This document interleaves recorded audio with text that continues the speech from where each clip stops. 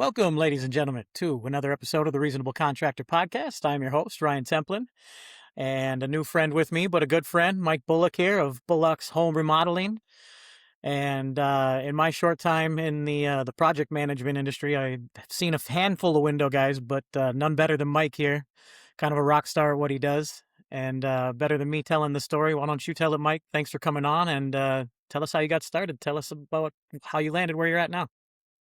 Thanks for having me. I appreciate it. Well, I've been doing home remodeling, doors and windows, for almost 20 years. Dang. And believe it or not, I walked up to my pastor and said, "Do you need any help with this project that he had going on at our church?" And it was a little remodel project. And he said, "Absolutely." So he had me hauling garbage out, just doing the bare minimum grunt The stuff, grunt and I work, kept on yeah. coming back. Kept Yeah. on coming back. I was available, um, and we ended up remodeling an entire house that our church owns. And so I just fell in love with it. Really enjoyed what I was doing, seeing the rewarding aspect of, start to finish, something going from ugly to beautiful, from destroyed to now livable. Love Meanwhile, that. my 40-hour-a-week job, I was in retail management. So I was slinging jeans at the Buckle in the Burnsville Center, and I was going through Oh, the management training program, and I was basically on the fast track to becoming a store manager at Buckle. And I was actually offered a store. The big problem was that it was in some small town mall in South Dakota. And yeah. it just absolutely was not in the cards for me to leave my home. Believe it or not, a couple months later, I met my wife. So I dodged a big bullet not going. Yeah. A little But guided there. in the meantime, my good friend and my first boss in the remodeling industry was the general contractor at our church, who saw what I was doing at the church parsonage and seeing my drive and my willingness to work, and he hired me. So I got my start, as a helper for a general contractor that I still collaborate with and do a lot of work with. Super And cool. that's been almost 20 years ago. Wow, dude. That's Yeah. amazing. I mean, you talked about how the ugly to beautiful and the helping thing. What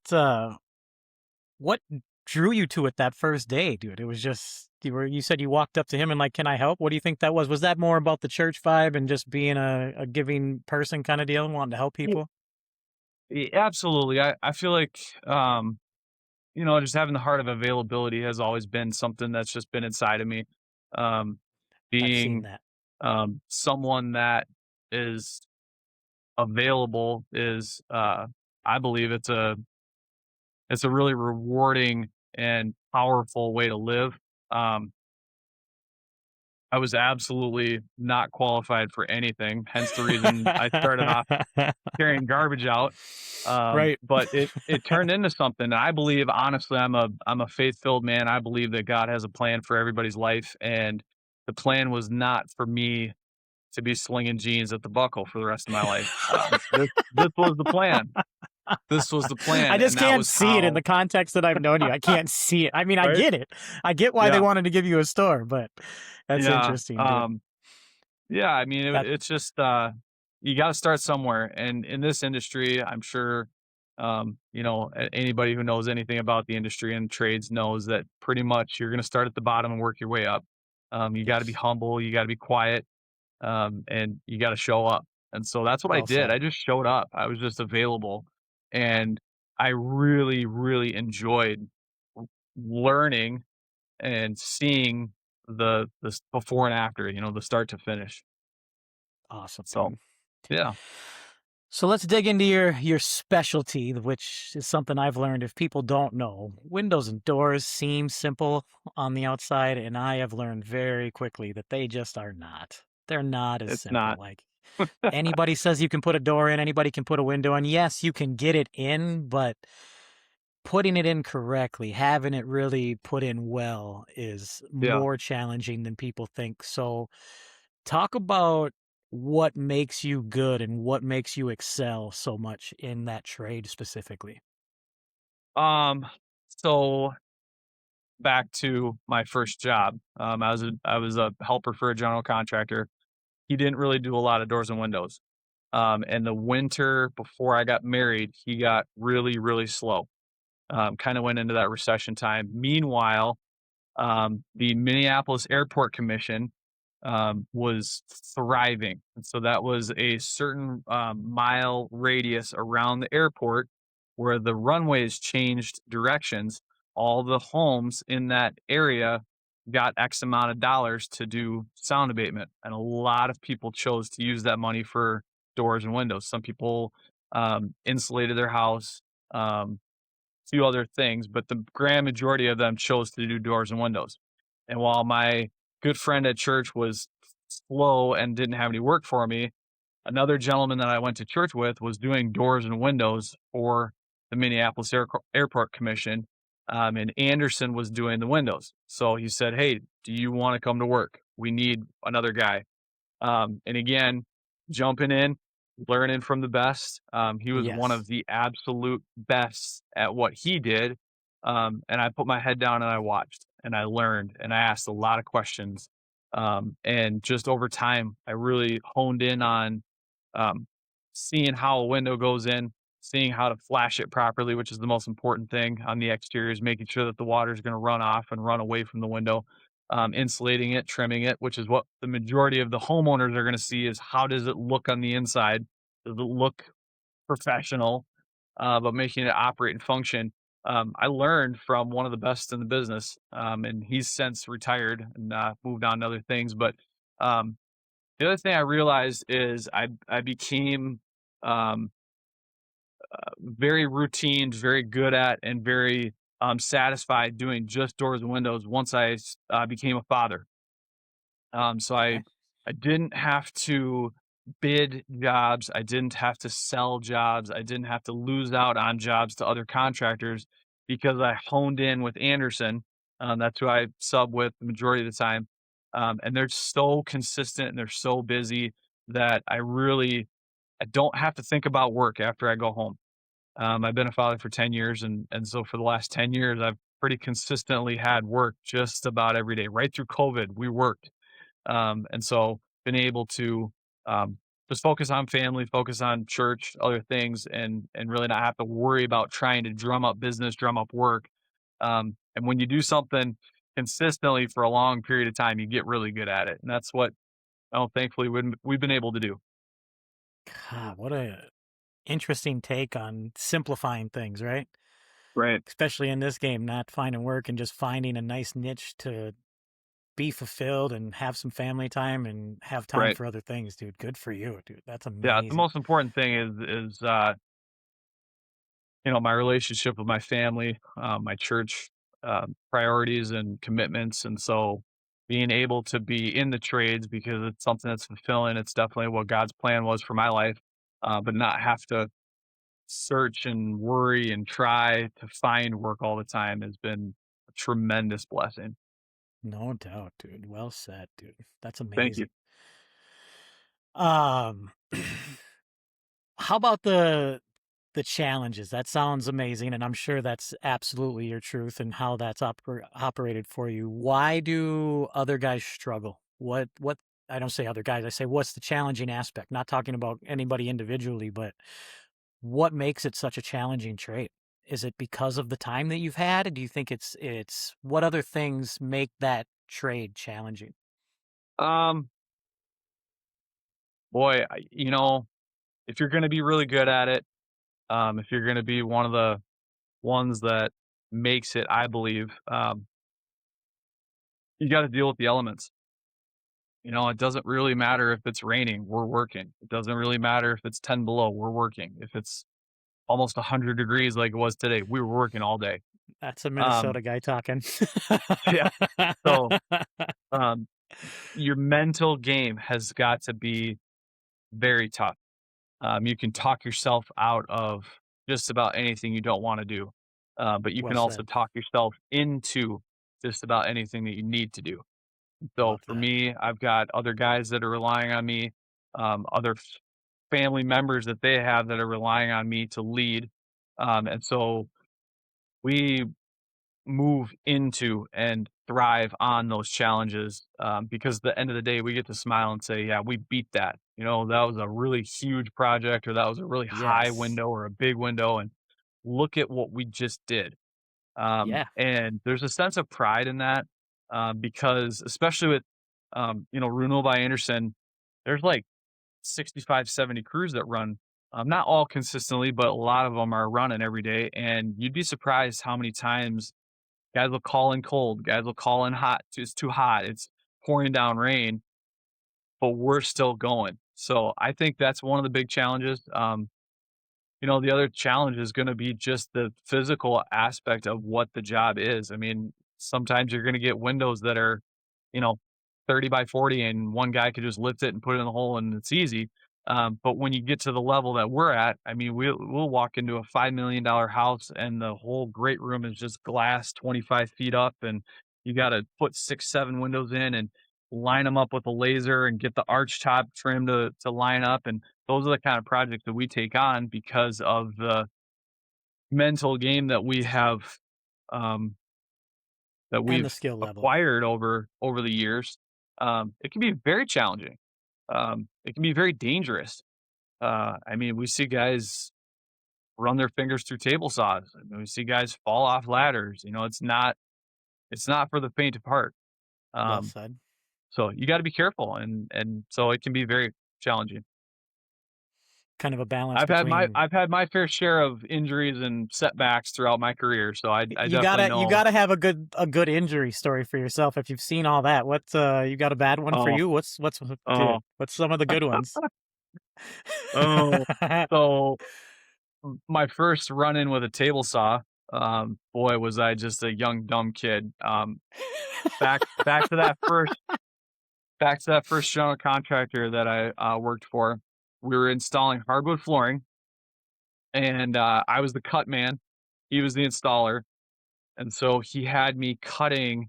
If the piece of wood was like this, he had me cut a U shape out to fit around the floor vent. And so you have to dive down onto the saw and go forwards, which is normal, but I also had to go backwards, which is not normal. And the hardwood is not it's not meant to go backwards. And of course, I didn't have the table saw set correctly, and I ran my finger right through the table saw and just basically exploded the tip of my finger. Now, Oh. I called my dad. No. I wrapped my finger up. I called my dad and I said, "Dad, I need you to come get me. I need to go get stitches." And so I went and got stitches, and my dad said, "All right, are you going home?" I said, "No, I got to go back to work. I got to What finish a this job." guy. What a So guy. I went back to work and I helped him finish that floor. You're That's a beast. old school. Like that's how you got to, you can't be afraid to get back on it. You can't be afraid to, plenty of guys would have wussed out and just gone home. Preach. Uh, And the fact that you smile when you say that with so much pride, that means something, dude. When people do, I know uh, you laughing at you, my like, maybe I could have done it differently now, but I think that that's important. I think that that's yeah, super cool that you smile when you say it and tell that story. right. Um, I've fallen off a couple of ladders. One was real bad. I had, and this is a lesson to anybody out there. Never trust someone else's ladder setup. I don't care if you've been working with them for years and years and years. If you think Check they it. know what they're doing, you got to check your own ladder setup. And so I climbed a ladder that was set up on a cement slab. I was about 17 feet off the ground, and I heard the back of the ladder go, and all of a sudden I just was gone. So the Yep. back of the ladder slid out, and I fell 17 feet and shattered my wrist. I was out of work for, I don't know, 6 or 8 weeks, something like that. I had to have surgery. But you know what? I'll tell you, God took me right through that whole scenario. I never missed a bill. I never missed a payment. I was with Andersen. They brought me on as a crew trainer. So I was able to train another crew and still make an income while I wasn't able to physically do the job. So That's super cool. it was a really difficult time. I was nervous about it.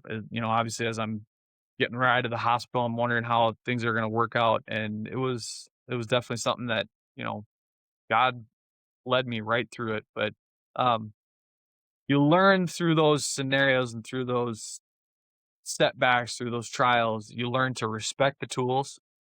You learn to um, be more careful, not to be arrogant about it. I've been using a table saw for almost 20 years now, and my comfort level can never bring me to a place of complacency with it. I've got to Uh, respect that saw and know that that thing can cause me bodily harm.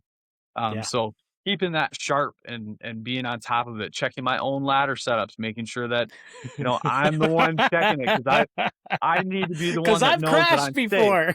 Exactly. So stuff like that. uh, Those are the setbacks that come along. That talk about challenges. Those are some of the big ones. those are the So lessons that are driven home that are never forgotten. That people, right, people get scared of, blah blah blah. But like when you take that mentality of taking things on, those kind of mistakes and learning lessons are what make you good and make you talk about things like not being complacent, not falling into right, arrogance about things like that. right. That's awesome, dude. So let's along those notes of talking about mental toughness and being strong, and let's one thing we always like to talk about on this podcast is getting the next generation into the trades. Sure, Not only do we need you guys. We need the young kids to take this up. Forget the technology piece, which I talk about a lot on here with AI and stuff like that. That's its own train of thought, but just in general, um can you just talk to the next generation? Tell them why they should be getting involved in the trades. Tell them about the fulfillment and if they're sure. looking for something, why it's such a good direction. Um, Man, when I stepped into this, I bet I was 19, 20 years old. And again, like I said before, I had no clue that this was where I was gonna build. I needed a job, right? Like I needed a job. I Right. had no clue where it was gonna take me, but I quickly realized that there is really no ceiling to what the potential is in the trades. Yeah. Especially now with technology moving in the direction that it's moving, with, like you said, AI moving in the direction that it's moving. Um, there are people that are fearing for their um, human aspect of their job, right? The things that they used to do that now technology can begin to do for them, which I'm all for advancement in technology. I'm all for that. Um, my job's not going anywhere anytime soon. So the Negative. future of trades is a really promising future. Right now, the kind of the I don't know if you would call it a joke or the saying or what you would call it, but the industry is so busy and so vibrant that if you have a pulse and a hammer, you can be busy, and that's not necessarily a good thing. But if you apply yourself if you put your head down and get underneath a team of people or a general contractor or a leader who will teach you, and you learn, if you go to trade school, if you join the union, if you start wherever you start and just put your head down and work, there's a beautiful future in the trades. It is absolutely a very, very good way to make an honest living and a good living. You look up what the Yes. trades are, it doesn't really matter what trade you're in. If you apply yourself and you work hard for any amount of time, it's quite easily a six-figure income. Yes. I think that the stigma is that trades and blue collar and that kind of thing is like something to be looked down upon. And you need to go to college, you need to get a 4-year degree, you need to be doing this white collar job. And for some people, that is the path, and that's okay.